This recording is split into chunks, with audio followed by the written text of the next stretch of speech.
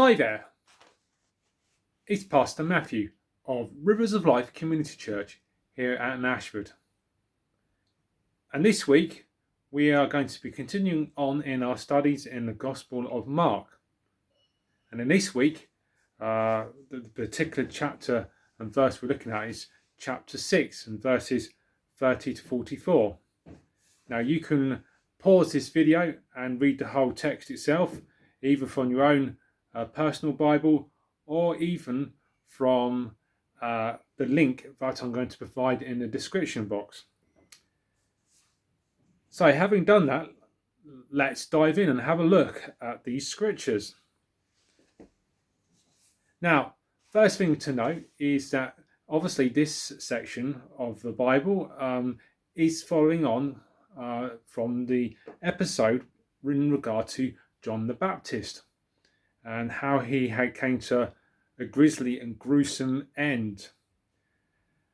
And the other thing to note that just before that, the disciples were sent out to go on mission.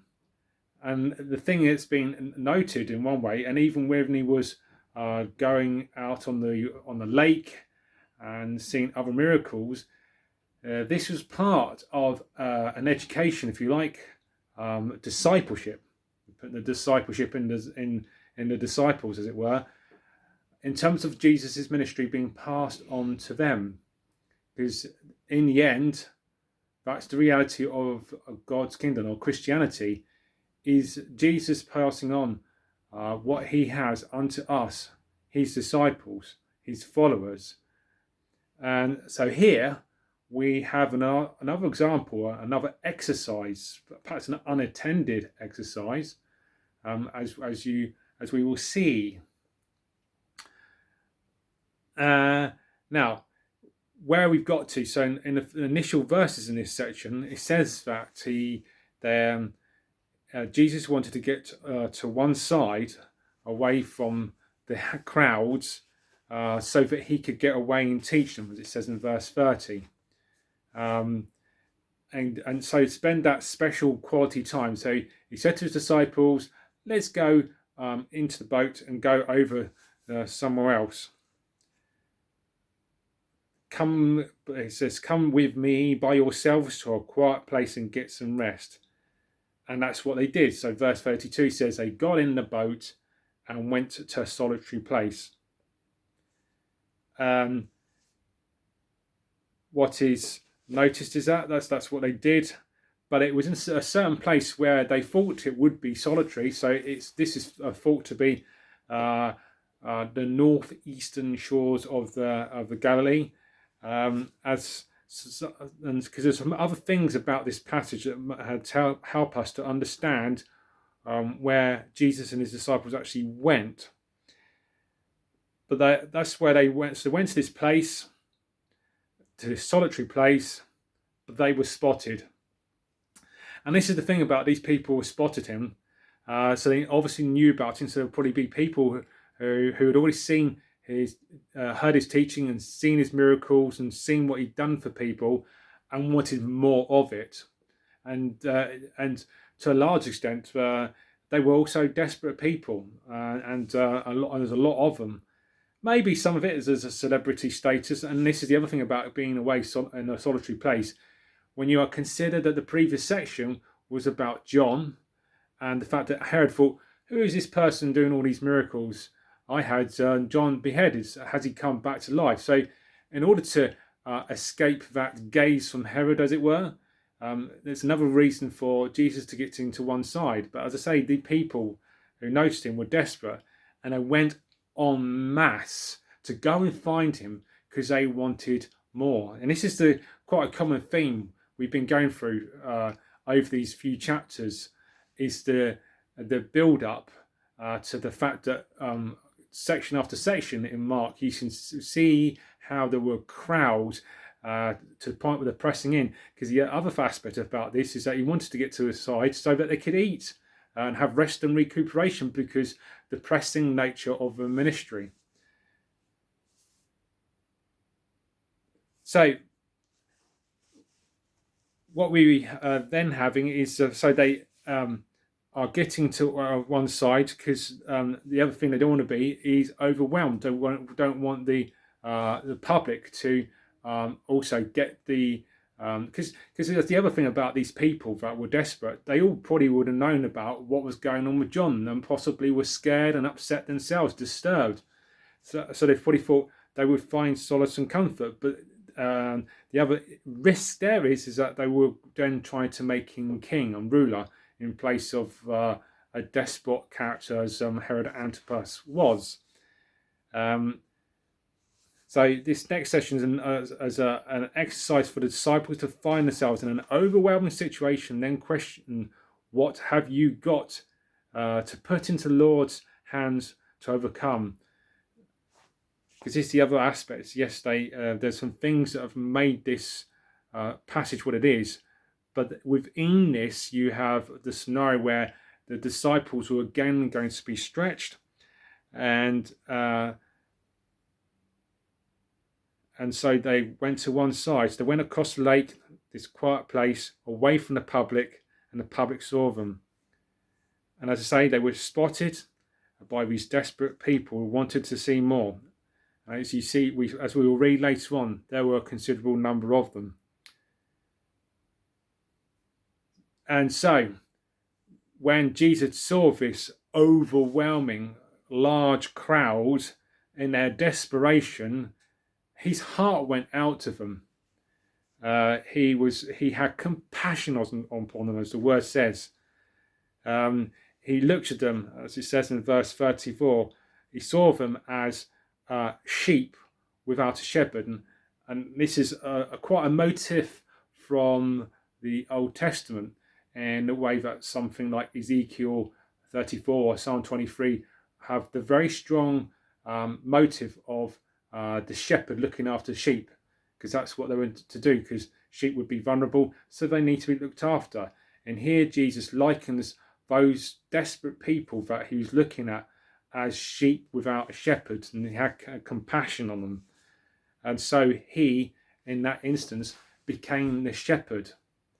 And we might have a look again at in a while. So what did he do? He tended them by teaching them. He was giving them spiritual food. But so much so, time went on, it got late. Verse 35 says that by this time it was late in the day. So the disciples, they came to him, they were concerned. The disciples were getting hungry, and you probably think those people there who were teaching to were hungry as well. Dismiss them so that they can go home and get something to eat. But this is a teaching moment in itself, because of the fact that Jesus then challenged them. Well, why don't you feed them? Why don't you do something for these people? And it must have been quite. And as you can read through this, the disciples' response, basically, well, hang on, where are we going to get food for these people? It's going to take 10 months of wages to pay for all the bread that's going to be required to feed these people. So, but this is the thing. In unexpected situations like these, you might be challenged with an even more unexpected demand upon you to do something about in that situation. So unexpectedness upon unexpectedness. A mass crowd that had followed them around the lake, and then a mass crowd who were then becoming very hungry, and then being asked by your leader, well, you feed them. And you're thinking, well, hang on, what have I got to feed them? As I say, one of the disciples did say, that's at 10 months' wages to feed them. But Jesus still asked, well, what do you have?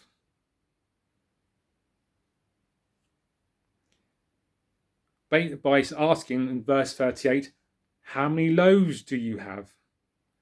Go and see. This may be something that we need to do. We're in pressing situations and we feel as though we don't have the resource, energy, or whatever. when we've been asked to do something, it's saying, okay, Lord, if this is what I'm meant to do, show me how to do it. And then wait for the answer to be directed as to what to go and see. Go and find out what you've got. So the disciples made a search, and lo and behold, there was something available to feed these people. Very meagre, but there was something. They had done what Jesus had instructed to do. And you can imagine there's probably a bit of a question mark in these disciples' minds. They're thinking when they found out they had these 5 loaves and 2 small fishes.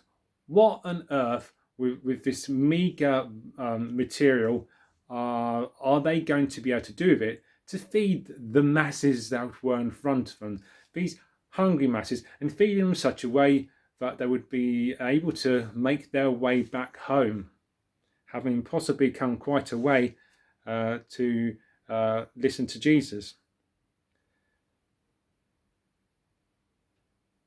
But this is a test. As I say, this is a test of the disciples, and it's going to be a demonstration of the Lord's power via the disciples. And I say that because one of the things we need to do as disciples is realize that at times, or many times, we are those disciples. So the unexpected situations may be coming through us to demonstrate his power through us. Because they did not really, even when they found the food, they didn't still then have the physical means. It's enough to go and find it and be challenged to go and find it. But even then, they did not have the physical means. It's interesting how, in one way, perhaps some kind of quantity survey to realise they're going to need 8 months' wages just to feed them on bread.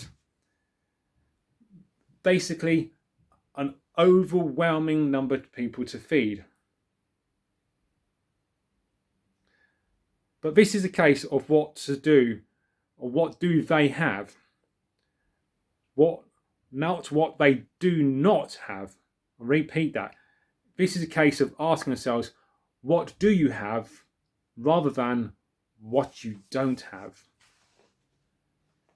As what you do have is enough in the Lord's economy. As you will always be shown something you have that is enough and more, as we will see. And as you will see. As here, they found that among them, they had those 5 loaves and 2 fishes. And as much as they might have thought, and as sometimes we might think what we've got is not enough, we are commanded to put that into the Lord's hands, as the disciples were. And that's basically where the fun begins. As they are then handed to Jesus to make the meagre become an abundance. So what does he do? Jesus directs the disciples to tell the people to go and sit down on the green, lush meadow. It says there in verse 39. Then Jesus directed them to have all the people sit down in groups on the green grass. And this way it's important. Uncanny not, but the hidden essence of some of the undertones through the Gospels about what's going on here. Jesus had already said, I have compassion.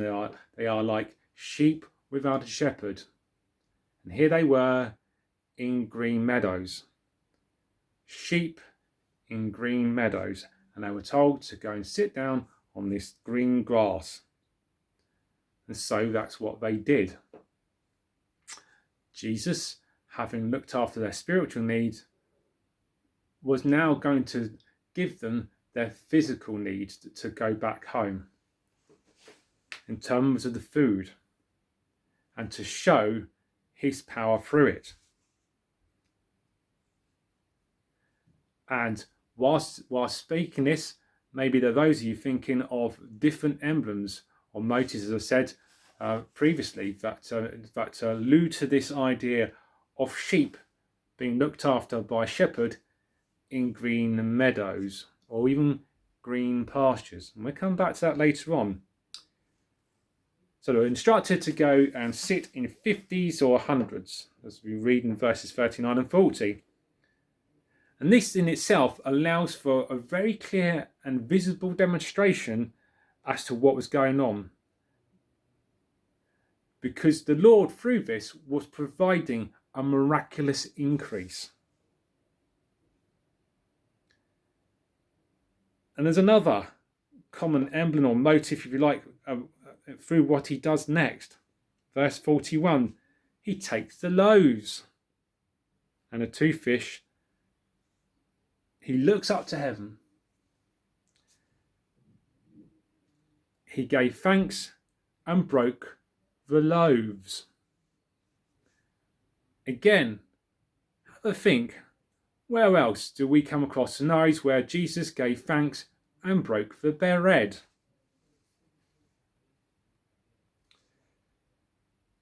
So once he'd done that, he gave them to the disciples to distribute to the people. Basically, Jesus shared that bread that he was breaking. From those 5 loaves to, we'll see the figure in a minute, the abundance of people from, say, 5 loaves at this point. So it says there, he gave them to the disciples to distribute to the people. He then also divided the fish among them all. Now, I'd say you might be thinking here, he's broken the bread and shared it with his disciples, or his disciples then to share it with others. He's then broken the fish and shared it. Now, fish is a bit different from a glass of wine, but I think you can understand there's a motive here of how Jesus works through meals like these, giving thanks to share the bread, share the wine, or share the fish, to get spiritual sustenance, to show that God can work mighty things and produce abundance through those meals. Because what happened next? Having had the food divided and distributed to those 50s and 100s. Verse 42, they all ate and were satisfied. 5 loaves, 2 fishes, multiplied at the hands of the Saviour, hands of a miracle worker, hands that takes the meagre to the abundance, because they had their fill and were satisfied. But as if that wasn't enough. Verse 43, and the disciples picked up 12 basketfuls of broken pieces of bread and fish. Now, I'm not quite sure what these baskets would look like, but I wouldn't be surprised if even one basket was probably looked enough to perhaps you need 2 baskets, one to fill up the bread and the fish. But these are 12 baskets left over. And why I point this out is just to get the picture of the enormity of this miracle. Sometimes we think about healing bodies or casting out demons, but there also needs to become at times the miracle of provision, that of meagre, scant materials that we might have to producing an abundance, and so much so that they had left over. They had leftovers that they could potentially give to others. They were ate and were satisfied to overfilling, really, as there was an abundance of those leftovers. Now, there may be some of you are thinking, the bits of bread that come off the table. Bits of bread that come off the table. Who knows whether there was that Syrophoenician lady who had a sick child and asked Jesus to have her heal her. And Jesus challenged her about not taking the children's bread. but she still persisted, because here there were leftover pieces, having filled these people up with more than enough. There's definitely leftovers. This is the thing. In God's economy, in God's kingdom, there should always be, ironically, an overflow. And that's the challenge for us as Christians and as a church. Are we living in his overflow, in his abundance? Can't say I necessarily are. So here we have, because then we are told the number of men who had eaten was 5,000. Now, there was some speculation here as to what so 5,000 men. There could have been, families coming out here as well. I mean, often it was a case that men were the key ones going into synagogues, and it may well be men were key people here to listen, to then provide that overflow perhaps back to the families. But I would suspect this was not limited to 5,000 men. There was probably a good number of ladies there and a good number of children being provided for, who were sitting down in 50s and 100s. And this is quite remarkable, because it's thought that places like Capernaum and Bethsaida, which were local towns on the shore, probably only had about 2,000 to 3,000 people in them. So these people had actually come a long way, and that's why perhaps maybe as far as the Syro-Phoenician type lady, they come a long way to listen, because these people were desperate, as Jesus noted, because they were sheep without a shepherd. They were spiritually hungry, and they were taught and physically fed, as well as by 5 barley loaves and 2 fishes.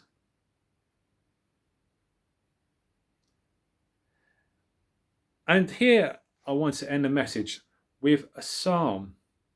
We had a look at this and alluded to this earlier, where the shepherd motif, feeding the sheep on green meadows. And some of you may actually thinking, I know what psalm Pastor Matthew's going to turn to now. And it is Psalm 23. The Lord is my shepherd, I lack nothing. He makes me lie down in green pastures. He leads me by quiet waters.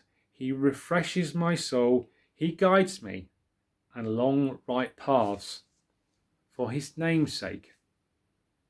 Even though I walk through the valley of the darkest valley, even though I walk through the darkest valley, I will fear no evil, for you are with me. Your rod and your staff, they comfort me. You prepare a table before me in the presence of my enemies. You anoint my head with oil, my cup overflows. Surely goodness and love will follow me all the days of my life, and I will dwell in the house of the Lord Almighty. So my challenge to you this week is, if you feel as though you don't have a lot, meagre, scant resources, and maybe you're asked to do something, ask the Lord to show you what it is he wants you to use. Go and see what there is to use. Maybe you need to be someone that realizes you just need to sit yourselves down in the green pastures beside quiet waters and listen and find out what the Lord wants to use from you to show you his power right in front of you.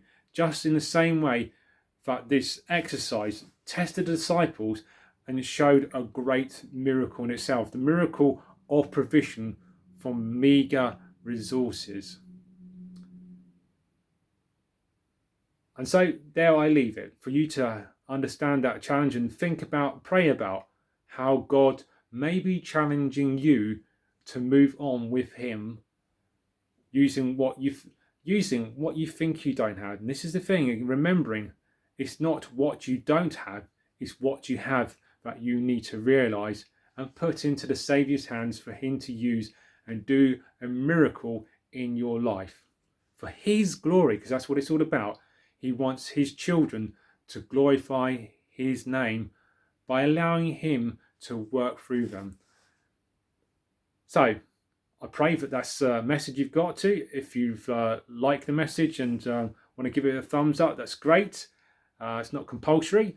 If you want to leave a comment, any thoughts or considerations, you can do that as well, or contact me on the contact page, which will also be in the description box below the video. But until next time, I pray that you will be blessed and that you would know the overflow of his kingdom as we put our hands in his and allow him to use what we've got. Amen.